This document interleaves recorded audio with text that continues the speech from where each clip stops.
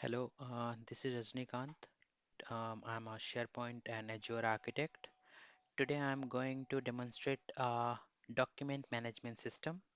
Uh, so before proceeding with the actual functionality, I'll talk about the technology which has been used. Uh, so I have used SharePoint Online for hosting this entire DMS, and in background I have configured all the custom codes on SharePoint on Microsoft Azure. Now, quickly I'll go through the functionality of DMS. So, if you can see my screen, there is a document landing page where there is a left hand side there is a navigations and there is an image of document management system. On a very right hand side these are the branches of the different contracts. Now I'll explain about the document. So the very first thing is the document which has been moved based on their metadata. So if there is a document which has been either pushed by a user or it has been pushed by any system, based on the metadata, the document will be moved to the contract main library with all the metadata.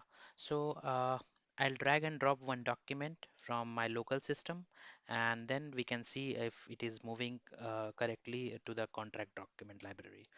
So I have just drag and drop the document in this library, and now I'm going to just update few of the metadata which is mandatory. So I'll just go with the metadata. The very first metadata is contract number. So I'm just updating the contract number. Now the second mandatory field is document type.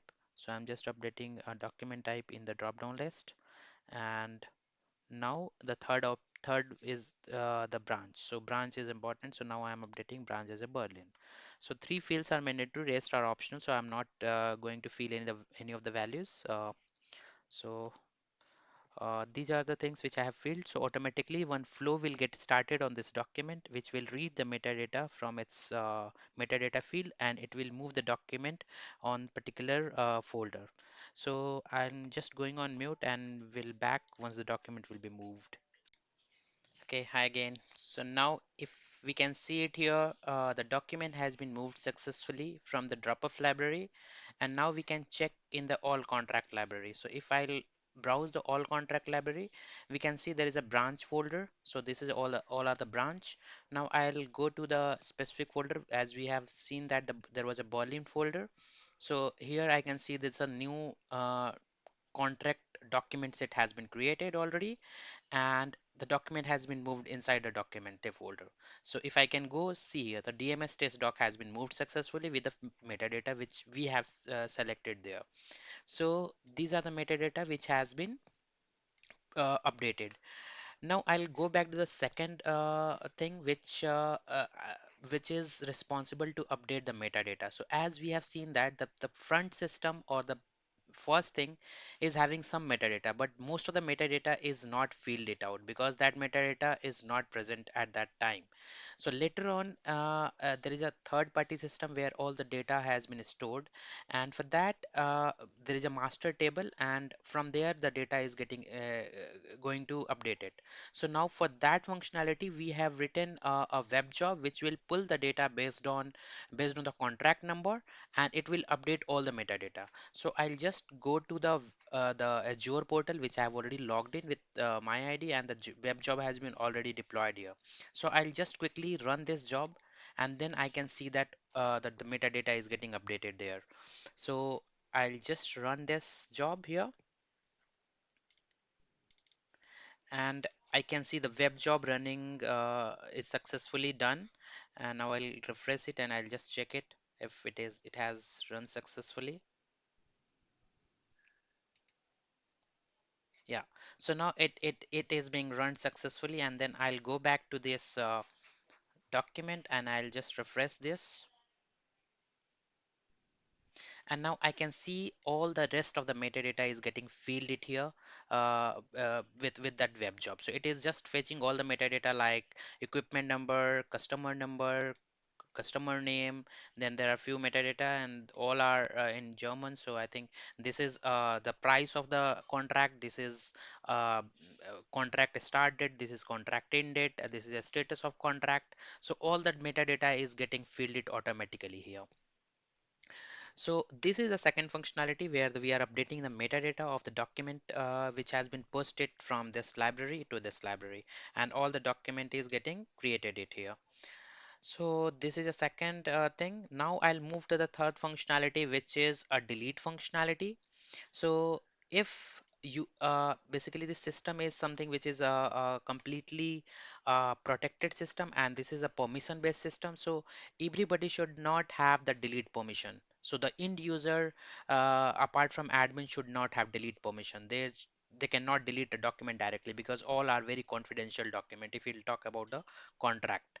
So now here if you can see it, uh, we have we have already given an option to delete a document. Okay, so if you can see that for each of the document here, we have given this delete button here, and it cannot be a generic button from the top, because if you don't have a delete permission, you cannot delete it directly from the ribbon. So here there is a delete functionality, and for this deletion we have set a process to go through the approval process. So if any end user will try to delete or initiate a delete process, it will go through the approval, and it will send the email to the approver, and once approval will approve this request, then not this document will be deleted. So I'll just initiate the deletion functionality for this request.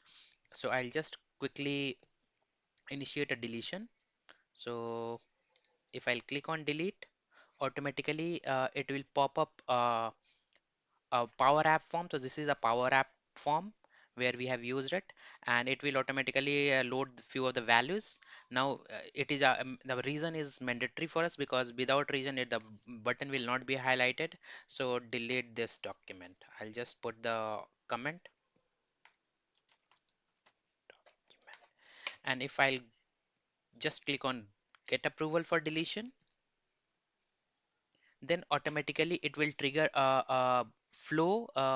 It will trigger a mail to this approver, and once they will select this approve option, then automatically the workflow will delete it.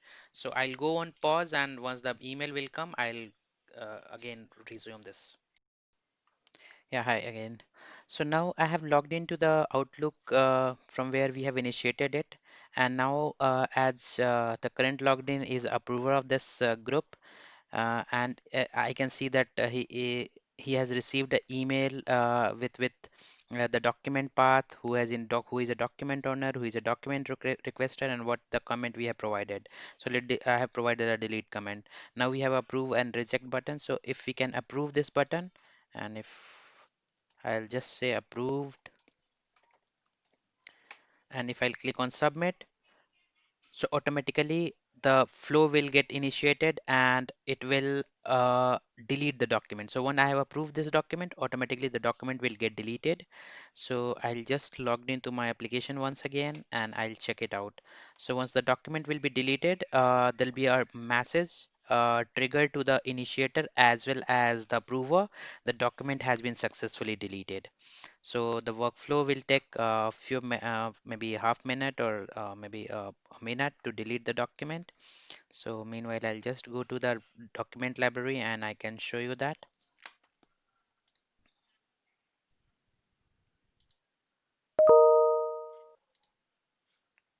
Okay, so as I have requested a deletion, the document is getting deleted from this library. And if I can see it here, I have received a approved message where it has been written that the document has been approved. So the document is successfully deleted. Now, one more thing we have captured it here, like one more thing we have captured it in this thing. If any document will be deleted automatically, the entire history will be getting logged in the list. so nothing will be missed. So if I can see it here, we have started a deletion activity for a DMS test document, and this is a path of the document. This is a status. When that document has been deleted, uh, who is a document owner, who is a document requester, because I have initiated from my single account, and that's why I can only see this name here, and then the approver name, then approver email ID, what is a comment reason that they have given for deletion, and what is a approver comment. So this all history will be logged it here, so nothing will be missed, and this is for audit purpose. So if any document will be deleted, automatically the audit log has been logged it here, so further one we can trace the document. Now I'll go on pause, and I'll move to the third functionality, which is a search functionality. Yeah, hi again. So now I landed to the search result page, uh, and here we can see so if I have landed it from left navigation, so we have a search option here. So if I landed it here, I can see all the contracts which is available in this document library system. So I can see there is a different contract, so there are two different contract which has been available, and it's a contract number, and then we have a customer name, we have a customer number, and this is a contract end date. So all the all the contract is displaying here. In very right hand side, these are the refiners which you can use to filter the data. So let's say we have a option called active inactive. If I'll just apply inactive, and if I'll apply it, automatically that will be applied here. So based on that, if I can see it here, there are two contract, and one contract is showing as invisible or grayed out, or second first one is showing as a main record. So I'll just quickly brief you about that. Those contract which is already passed or expired or inactive, which will be automatically grayed out here, and those contract which is active, like 26/6/2020 is going to be inactive or expired, will be shown like this. So there are something which is done through backend. Now I'll come back to the search option. So there is a partial search available here. So let's say if I want to search a contract number starting with E5. So if I'll consider E5, and if I'll press enter, automatically the contract will be filtered it out here. So you don't have to press a star or something. Automatically it will be considered as a star, and it will face the record. So it's a partial search based on contract number. So I'll clear the result. Same like if I want to search uh, the second one, so I'll press 9J, and automatically that will be searched here. Sorry, if I'll press enter, automatically it will be searched. So you can search all the contracts based on the search box, and you can place your refiners as well. So it will be searched accordingly. So this is a search functionality which has been implemented, and this is all the functionality of the search. Now I'll go back to the fourth option, which is a report. Now I'll go back to the report, and I can show you that this is not relevant to the contract, but yeah, there is a functionality called custom report, and this is completely a dynamic report and responsive report. So you can this is for demo purpose. So if you want, this is a complete dynamic. So if I'm talking about dynamic, I can just search any of the data, like I want to search bill. So B, if I'll press B, automatically it will apply for all the full filters, and it will search report. So you don't have to press enter and something like that. So if I'll just click I will type RA, automatically it will fetch the data. So something like this. If I want to press a Java like this, so Java things will be sorted out automatically. If I want to and SharePoint, automatically SharePoint will. So for every key press event, it is just filtering the data based on the columns, and search will be this search will be applicable for all the four columns. So if I'll press 103, automatically it will taking the employee ID. So this is completely a dynamic report which can be used in this application to search the different contract or different employees or different parts or different equipment number likewise. So this is the functionality. Now the last functionality is declare undeclare record, which I'll go through it. I'm going on a pause and we'll back. Yeah, hi again. So now the last point is we are going to see about the declare record. So this is something which is a record management for any of the document. If you want to archive a document, if you want to move in record center. Right now, as we don't have a record center, we are configuring in place record management in the SharePoint. So if any document which is where contract has been expired, and if you want to if you want to archive the document, if you mark this document as a read only, so this functionality we have achieved it through declare record. So we are going to declare as a record so nobody can change anything after the contract will be expired. So as we can see that the contract is inactive and it has been expired, so automatically there will be a job which is responsible to make all the records as a declare record which is expired, which contract has been expired. So now I'll just run the declare record option. So this is a declare record web job which is responsible to do this activity. So if I'll run this uh, document, so automatically the web job will run and automatically this will mark as a declare record. So right now if you can see that declare record is empty and this delete button is coming. Once that will be marked as a declare, this option will be declare record date will come and the delete option will not be visible. So I'll just yeah, so now it has been completed and I'll just try to refresh this page again and I'll go to uh,